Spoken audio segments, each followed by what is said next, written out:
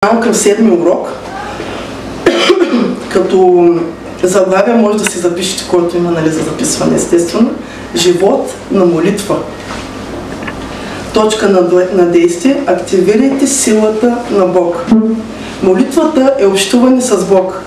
И така, ние трябва всеки ден да прекараме време в молитва, разговарящи с Бог, нашият небесен баща. Молитвата е двупосочен разговор. Много хора отиват при Бог в молитва и всичко, което правят, е да говорят. Но трябва да знаете, че Бог иска да говори и с вас. Следователно трябва да има и време за слушане. Всемогъщият Бог желая нашето общение и за това не е просто време да го молим, нуждите ни, но и време да го обичаме и просто да прекарваме време в Неговото присъствие, за да го благословим. Християнинът, който се моли, е мощен християнин. Ако искате да активирате силата на Бог, тогава трябва да сте човек на молитвата. Като подзаглавие може да се запишете защо молитвата е сърцето на християнския живот. Първа точка – молитвата като жизнена връзка с Бога. Молитвата е духовно дишане на душата. Както въздухът е необходим за тялото, така и молитвата е необходима за духовния живот. Тя е непрекъснато общение с Бога, което ни свърза с Неговата любов, мъдрост и сила. Когато се молим, влизаме в Божието присъствие, където намираме утеха, насока и вътрешен мир. Като втора точка може да се запишете изграждане на доверие и укрепване на вярата. Молитвата ни учи да се доверяваме на Божията воля, дори когато не разбираме обстоятелствата. Чрез редовна молитва вярата ни расте, защото виждаме Божите отговори, грижа и водителство. В трудните моменти молитвата е пристан за душата, където можем да излеем болката си и да получим сила.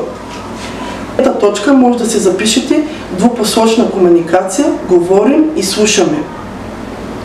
Много хора мислят, че молитвата е само говорене, но тя включва слушане на Божият глас, чрез тишина, размисъл и водителство от Святия Дух.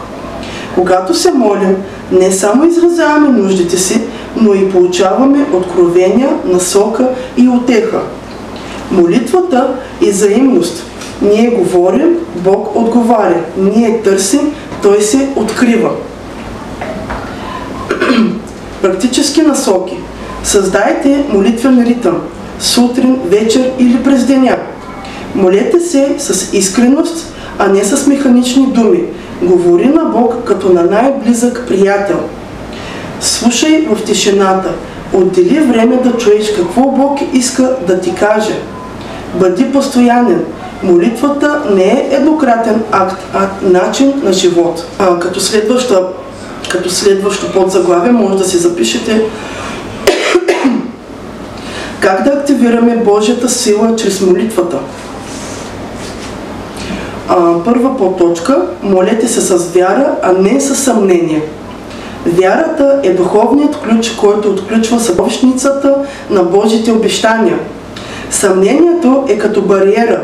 То спира Божието действие, както се вижда в Матей 13:58. И не извърши там много велики дела поради неверието им. В Яков 1 глава от 6 до 7 стих се казва, че човек, който се съмнява, не трябва да очаква да получи нещо от Господа, но да проси с вяра, без да се съмнява ни най-малко, защото който се съмнява, прилича на морските вълни, които се тласкат и блъскат от ветровете. Такъв човек да не мисли, че ще получи нещо от Господа. Истинската вяра не е просто надежда. Тя е увереност в Божията вярност, дори когато обстоятелствата изглеждат трудни. Втора подточка. Може да си запишете, бъдете постоянни в молитва. Постоянството показва доверие и духовна зрялост. То е израз на очакване, че Бог ще отговори в своето време. В Лука 18 глава, от 1 до 8 стих, се разказва притчата за вдовицата, която не се отказва и получава справедливост. Постоянната молитва изгражда духовна устойчивост и ни държи свързани с Божието сърце. Трета подточка може да си запишете. Използвайте Божието Слово в молитва. Божието Слово е духовен меч. Ефесяни 6:17 гласи: вземете също за шлем спасението и меча на духа, който е Божието Слово. Когато го използваме в молитва, ние се молим според Божията воля. Цитирайте обещания като: Господ е пастир мой, няма да остана в нужда. Псалм 23:1 или всичко мога чрез онзи, който ме укрепява. Филипяни 4:13. Исус сам използва писанията, когато беше изкушаван. Това е пример за духовна стратегия. Като четвърта подточка може да си запишете: молете се в името на Исус. Йоан 16 глава от 23 до 24 стих ни учи, че името на Исус е духовен авторитет, даден на вярващите. И стихът гласи: и в онзи ден няма да ме питате за нищо. Истина ви казвам, каквото и да поискате от Отца в Мое име, Той ще ви даде. До сега не сте искали нищо в Мое име. Поискайте и ще получите, за да бъде радостта ви пълна. Молитвата в Негово име е достъп до Божията благодат, защото Исус е нашият посредник. Това не е просто формула, това е израз на вяра в Христовото дело на кръста и Неговото възкресение. Очевидно е, защо много хора не получават от Бог, защото не питат. Вместо да се оплакват от проблема, защо не се помолите? Бог дава на хората, които искат, а не на онези, които се оплакват и мрънкат. Друго нещо, което ще ви попречи да получите от Бог, е съмнението. Или си във вяра, или си в неверие. Матей 13:58 гласи: и Той не извърши много велики дела там, поради тяхното неверие. Неверието ще спре Божията ръка. Джойс Майер казва, че молитвата е най-мощната сила в Вселената, защото свързва сърцето на човека със сърцето на Бога. Матей 7 глава от 7 до 8 стих гласи: искайте и ще ви се даде, търсете и ще намерите, хлопайте и ще ви се отвори. Защото всеки, който иска, получава, и който търси, намира, и на този, който хлопа, ще се отвори.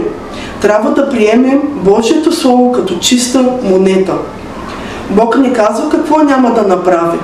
Той бди над думите си, за да ги изпълни. Ефективната и пламенна новозаветна молитва включва следното: слава на Бог за това, което е Той, хвала. Благодарение на Бог за това, което е направил, благодарност. Молитва за нашите собствени нужди и за тези на другите. Молитва на езици за изграждане на нашия дух. Като слушаме Бог, докато чакаме мълчаливо в Неговото присъствие, Той ще ни говори. Сега всички тези примери, които ви ги дадах за ефективна пламенна новозаветна молитва, ще ги погледнем по-подробно. Първото беше хвала, прославяне на Бога. Хвалата е ходът към Божието присъствие. Псалм 100, 4 стих ни учи: влезте в портите му с хваление. Прославяйки Бога, ние признаваме Неговата святост, величие и любов, независимо от обстоятелствата. Хвалата отваря сърцето ни за вяра, защото се фокусираме върху това, което е Бог, а не върху нашите проблеми. Можем да използваме псалми, песни и лични думи. Важно е да бъде искрено и от сърце. Второ, благодарност, признателност за Божите дела. Благодарността е израз на доверие. Тя показва, че виждаме Божията ръка в живота си. В 1 Солунци 5:18 се казва: за всичко благодарете, защото това е Божията воля. Когато благодарим, ние се освобождаваме от ропота и недоволството и се изпълваме с радост. Записвай отговорите на молитви. Това ще ти помогне да виждаш Божията вярност с течение на времето.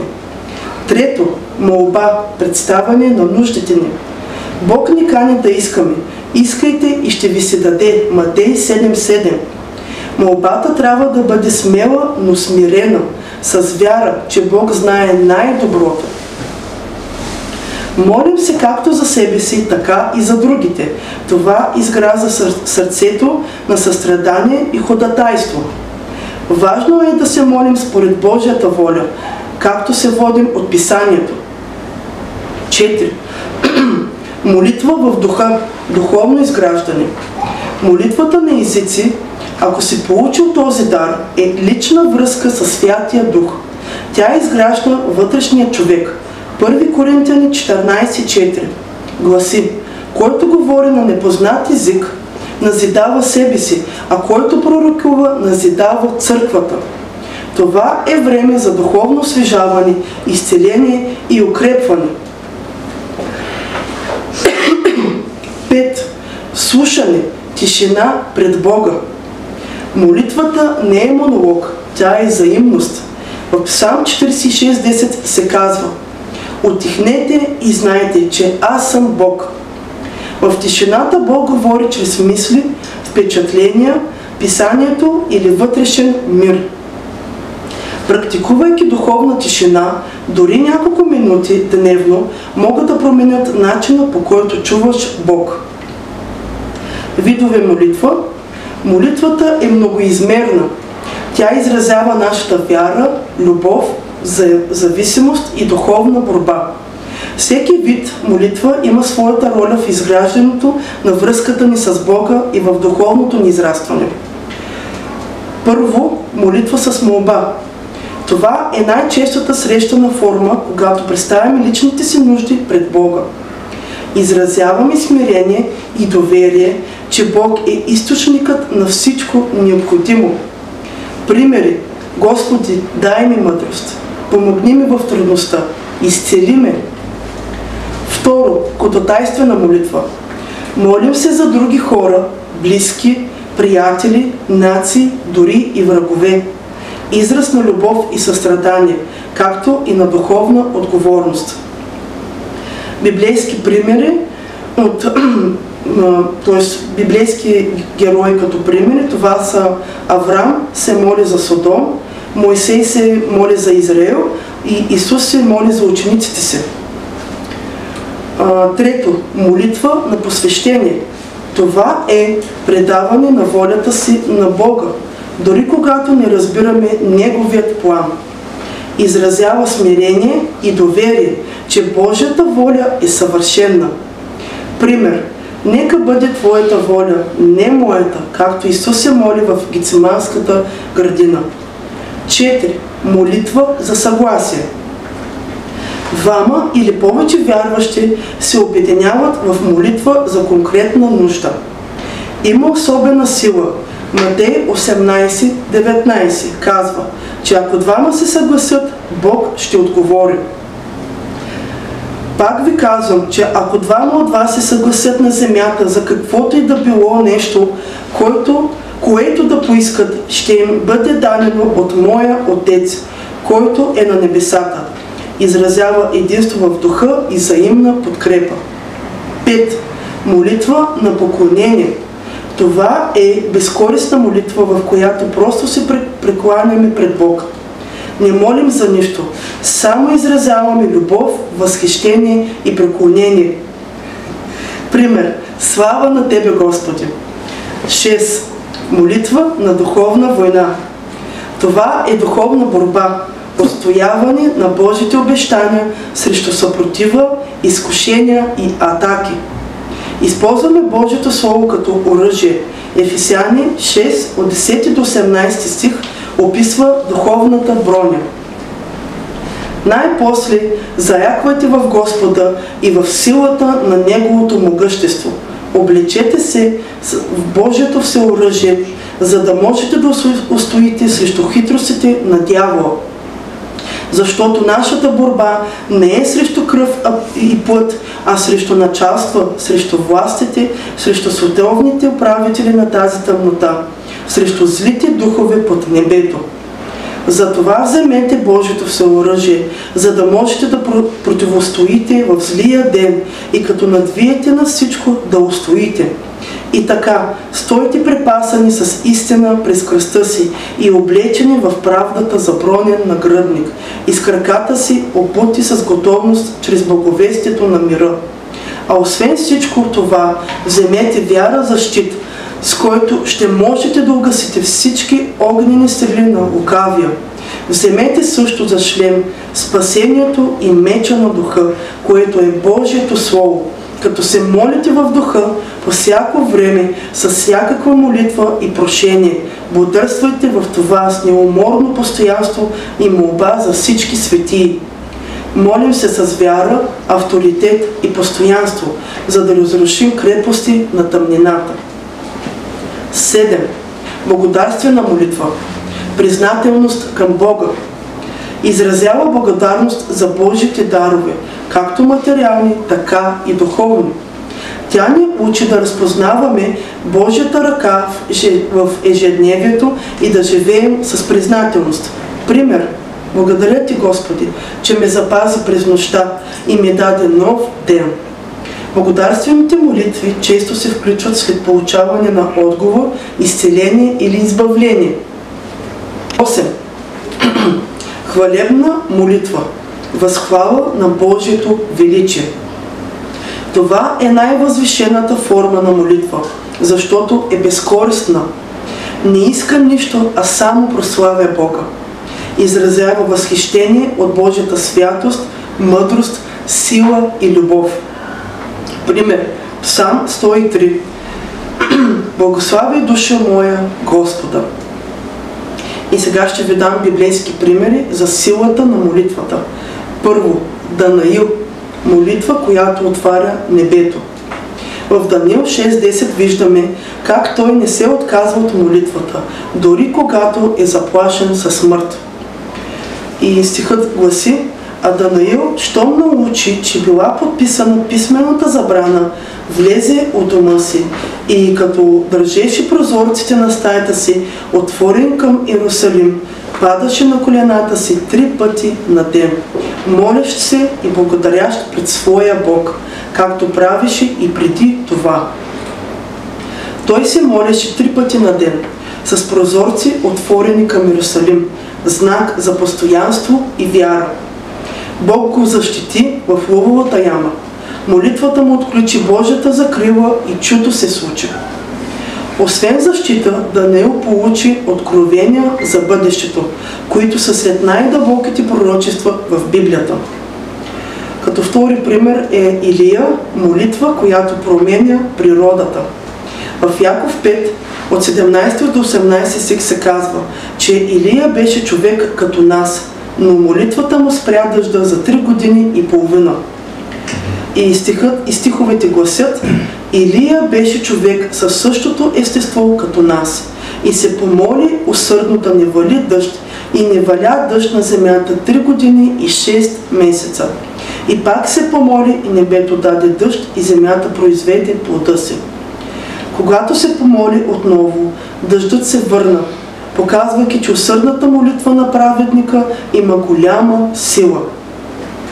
Това не беше магия, това беше вяра, покорство и духовна власт, упражнена чрез молитва. Илия се молеше с постоянство и очакване, дори когато облаците още не се виждаха. Като трети пример, Исус, съвършеният пример на молитвеният живот. В Лука 6.12 четем, че Исус прекара цяла нощ в молитва преди да избере апостолите. И стихът гласи: през онези дни Исус се изкачи на планината да се помоли и прекара цяла нощ в молитва към Бога.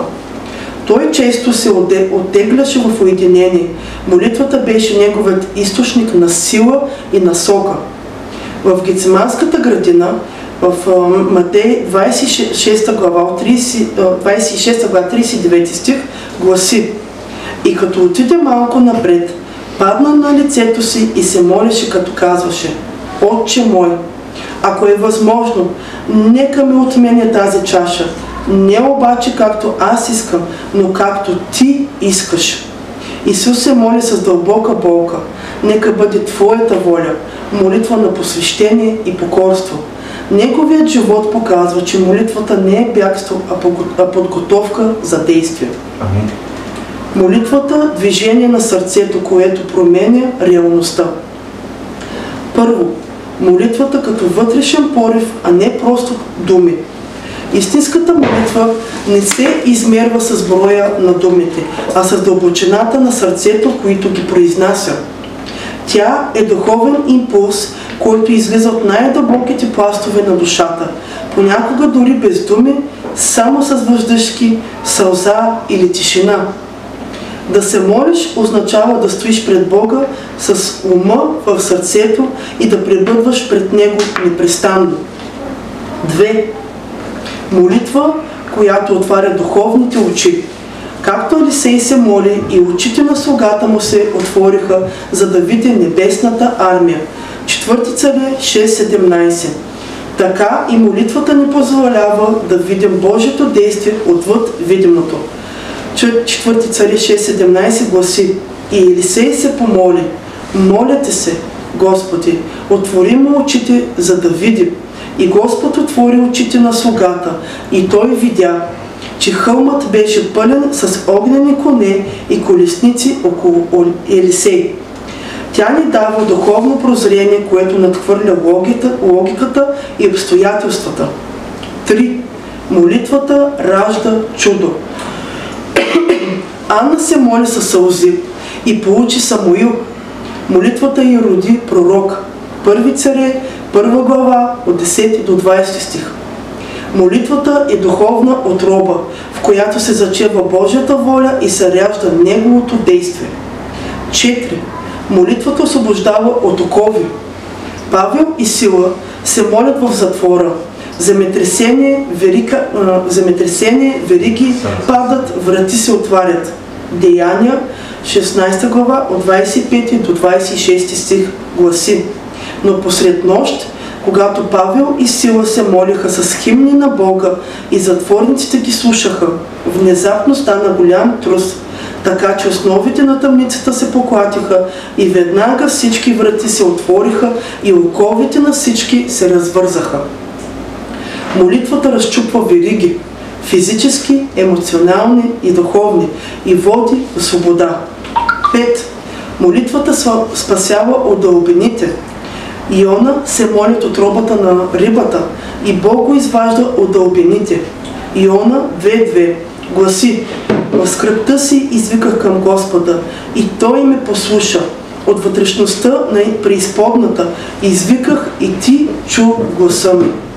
Дори в най-мрачните моменти молитвата е пътят към спасение, защото Бог чува гласа на сърцето.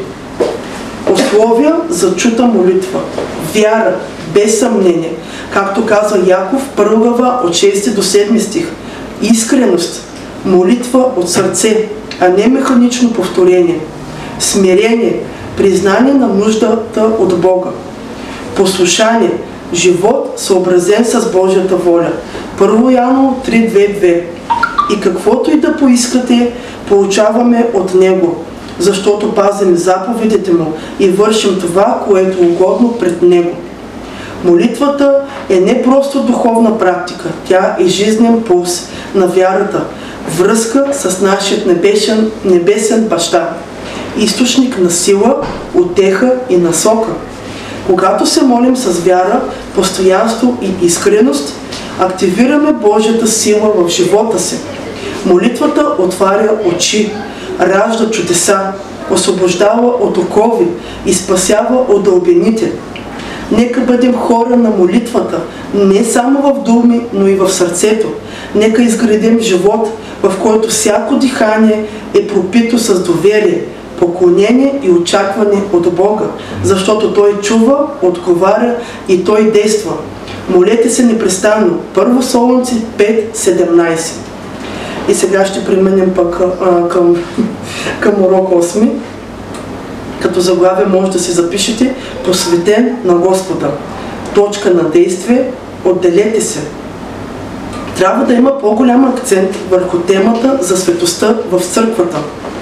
Думата святост означава отделен за Бога. Причината, поради която мнозина не живеят според призванието си като християни, е поради взаимоотношенията, които имат. Това им пречи да бъдат всичко, което Бог иска да бъдат.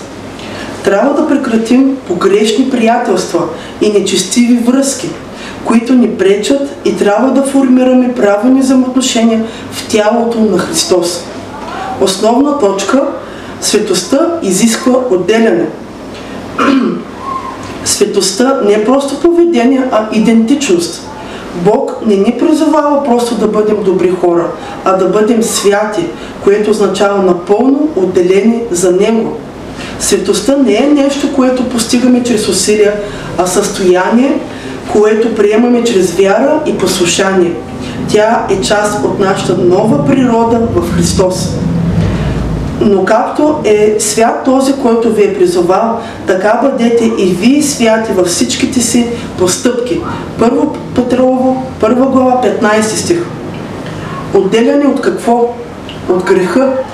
Не само от действията, но и от мисленето, което води до тях. От светския начин на живот, ценности. От светският начин на живот, ценности, които противоречат на Божието Слово. От компромисите, малките отстъпки, които постепенно ни отдалечават от истината. Отделяне за какво? За Божието царство. Да бъдем инструменти на Неговата воля. За служение, да служим на другите с чисто сърце. За общение с Бога, да живеем в постоянна връзка с Него. Светостта е активна, не пасивна. Да бъдеш свят не означава просто да избягваш греха, а да преследваш правдата. Това е живот на целенасочено посвещение, в който всяко решение, всяка връзка и всяко действие се преценява през Божията истина. Светостта расте чрез молитва. Тя ни държи свързани с Божието сърце, с Словото. То ни очиства и ни насочва. С общение с святи хора. То ни изгражда и насърчава. С послушание. То е плодът на истинската вяра. Светостта не е тежест, а привилегия. Да бъдеш отделен за Бога означава да бъдеш избран, обичан и използван за нещо вечно. 1 Коринтияни 15:33 гласи: не се заблуждавайте, злите другари развалят добрите навици. Не ме интересува колко си свят или колко много се молиш на езици. Ако се мотаеш около грешни хора твърде дълго, ще започнеш да се държиш като тях. Ставаш като човека, с когото се мотаеш. Това учение не казва, че не трябва да имаме нищо общо с невярващи, а че трябва не трябва да имаме нищо интимно с тях. Исус, нашият съвършен пример, яде и пи с грешници, но в сърцето му имаше мотив и това беше да ги спечели, и затова той ги изобличаваше винаги, когато беше с тях. Ако мотивът ви да излизате с тях не е за да ги спечелите, тогава нямате работа да сте близки с тях. Притчи 13:12 гласи: който ходи с мъдрите, ще бъде мъдър, а другарът с глупавите ще бъде унищожен. Мъдрият тук се отнася до християните, защото Библията казва, че глупакът е казал в сърцето си, че няма Бог. Изберете приятелите си, не им позволявайте да изберат вас. Някои хора ходят с църквата и света в същото време. Те знаят всички църковни разговори и стихове от Библията, но когато напускат църквата, те също са в пътя на света. Те вървят с мъдрите в църквата и ходят с глупаците извън църквата. 2 Коринтяни 6:14 гласи: не се впрягайте заедно с невярващите, защото какво общо има правдата с беззаконието и какво партньорство има светлината с тъмнината. Божието Слово е доста силно по този въпрос. То ви нарича светлина, а тях тъмнина. Някои хора казват, че могат да се оженят за това момче или момиче и да го спасят. Библията казва: могат ли двама да вървят заедно, ако не са съгласни? Някои влизат в партньорство с невярващите и тъй като нашите ценности се различават от техните, те се изкушават да фалшифицират документи и да маят и така нататък. Яков 4:4 гласи: прелюбодейци и прелюбодейки, не знаете ли, че приятелството със света е вражда с Бога? Затова всеки, който иска да бъде приятел на света, е враг на Бога. Трябва да се отделим и да бъдем различни. Не можем да си позволим да прекарваме време с стари приятели, които се стремят да ни върнат обратно в живот на грях. Трябва да прекратим всяко приятелство, връзка или асоциация, които пречат на нашия духовен живот и напредък в Божието царство. Има изкушение да отложите прекъсването на тези отношения, но е важно да го направите възможно най-скоро. Защо отделянето е важно? Влияние на средата. Хората, с които споделяме времето и мислите си, имат силата да утвърждават или подкопават нашите ценности и духовна чувствителност. Постоянно подражание на ежедневните навици и разговори оформят нашите убеждения. Когато средата насърчава компромиси с Божията истина, дори дребни отстъпки се превръщат в навици. Примерът на пророк Данаил и приятелите му показват как съзнателно отделяне от езически практики съхраняват вярата и благословението. Данаил 1 глава. В социалните мрежи и свободното време лесно попадаме под влиянието на светски идеи, които ни отклоняват от молитвата и Библията. Духовна чистота. Чистотата на сърцето и ума е ключът към ясното разпознаване на гласа на Святия Дух и дълбокото общение с Бога. Нечестиви приятелства или зависими отношения заглушават вътрешният глас, който ни води към покаяние и растеж. Кръвосмешение със света може да доведе до духовно съкътяване и безчувственост към Божите неща. Йосиф избягва изкушението на жената на Потифар, именно защото сърцето му е отдадено на Господа. Битие 32 глава. Периодичното отделяне чрез пост и молитва изчиства ума и ни помага да пренастроим фокуса си върху небесните реалности.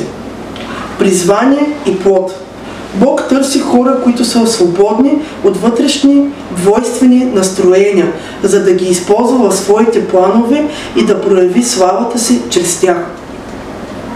Раздвоеният ум е нестабилен в живота и в служението, което затруднява пълното доверие в Божието водителство. Яков 1:8 гласи: понеже е колеблив, непостоянен във всичките си пътища. Само цялостното посвещение отключва постоянен духовен растеж и служба, която да носи изобилен плод. Йоан 15:5 гласи: аз съм лозята, вие сте пръчките, който пребъдва в мен и аз в него. Той дава много плод, защото отделение от мене не можете да направите нищо. Апостол Павел говори за ново създание. Старото и новото не могат да живеят заедно, затова отделянето е път към обновление. 2 Коринтяни 5:17 гласи: затова ако някой е в Христос, той е ново създание. Старото премина, ето всичко стана ново. Амин. Когато сърцето ти е свободно от вързаности, Бог може да използва в необятна мярка и да прояви своите дарове и сила чрез твоя живот. Практически стъпки за прилагане на отделяне. Първо, прегледай избора на приятели и медийно съдържание. средства, които те отвличат от Бога. Постепенно замени с общуване и четене на Библията. Второ, води си молитвен дневник и записвай размишленията си. Записвай откровения, грешки и напредък, за да проследяваш как личността ти се променя. Трето, въвеждай регулярни периоди на пост и уединение.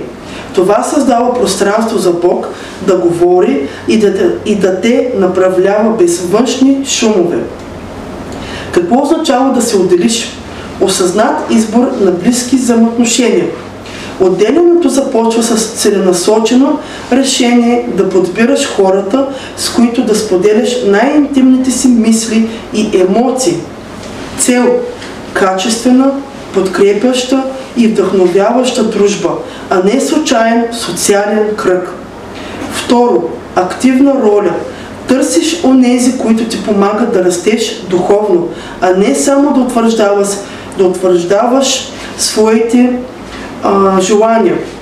Не означава бягство от хора, а преминаване от повърхностни към дълбоки и искрени взаимоотношения. Прекъсване на връзки, които те дърпат назад към греха. Да се отделиш включва и избирането на граници спрямо влиянието, които те изкушават или демотивират. Идентифицирай модели, навици, дискусии и съдържание, които ти пречат да живееш по Божият път. Действие, прекъсване на контакти, задаване на духовна дистанция или промяна на ежедневни практики, например отказ от определени медии. Цел – намаляване на рисковете от компромиси, които водят до вина и духовна летаргия. Изграждане на общение с вярващи, които те насърчават в Христос.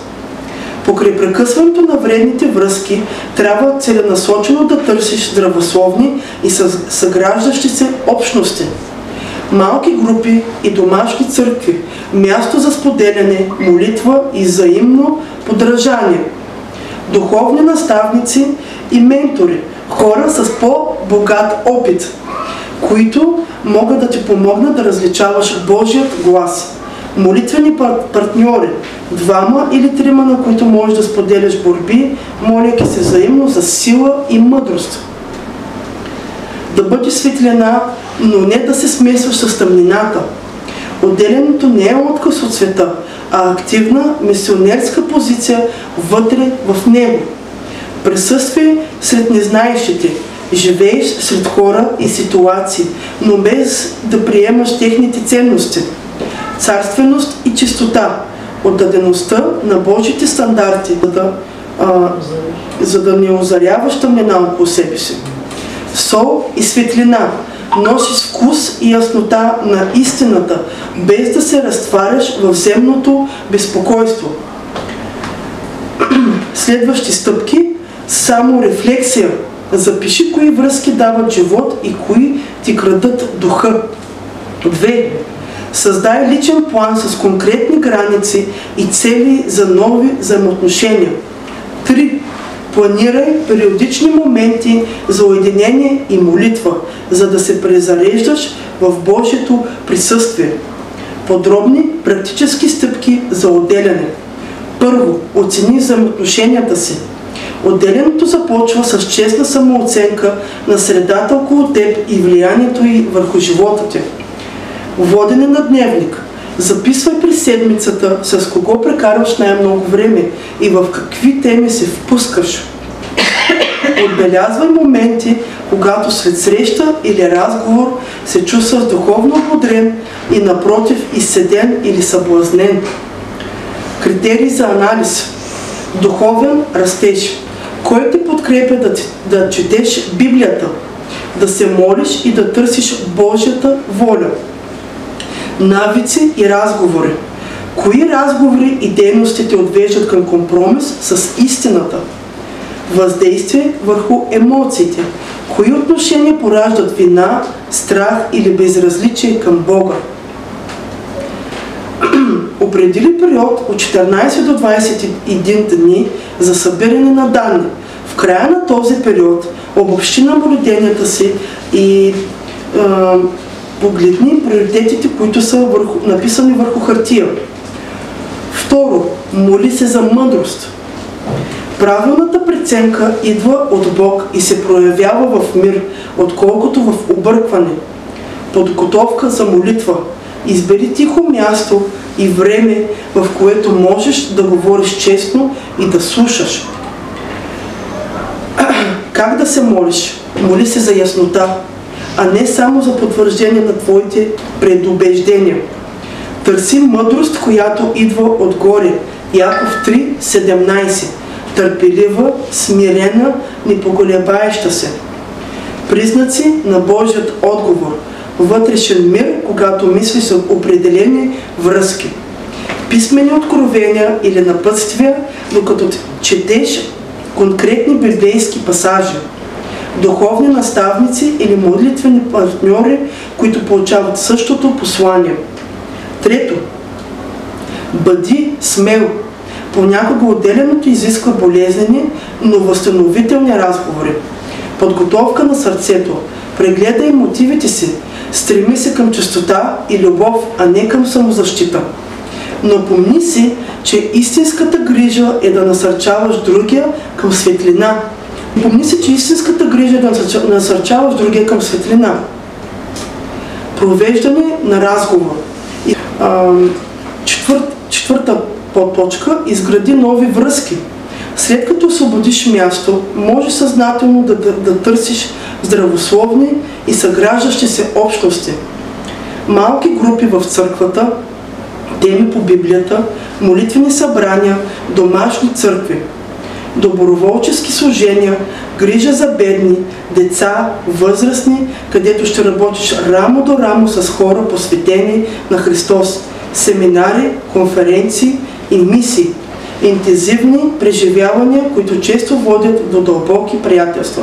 Тези неща, всичко, които ги изборих, всичко това е част от църквата. Домашните църкви, молитвените събрания. Предложи се като домакин на библейска беседа или малка група за младежи. Започни молитвен ред. Всеки ден или седмица да изграждаш кратки молитви и насърчителни цитати до новите си приятели. Устойчивост и растеж. Планирай поне едно събитие извън църковния график. Кафе, преход, спорт, за опознаване извън официалните рамки. Създай система за отговорност. 2 или 3 души, с които да споделиш духовните си цели ежемесечно. Можеш да бъдеш в света, но не от света. Исус отправя това наставление към учениците си, преди да ги изпрати на служение сред езичници и религиозни водачи. Исус беше в света, но Той не беше от света. Т.е. Той живееше със света, но не беше част от света. Исус проявява пълна ангажираност към хората, без да посяга към греха. Среща с самарянката при кладенеца. Говори открито за нуждата от живата вода, без да съгрешава с предразсъдиците. Йоан 4 глава. Хранене при Матея. Споделя трапезата с митничара, но отказва да участва в нечестност.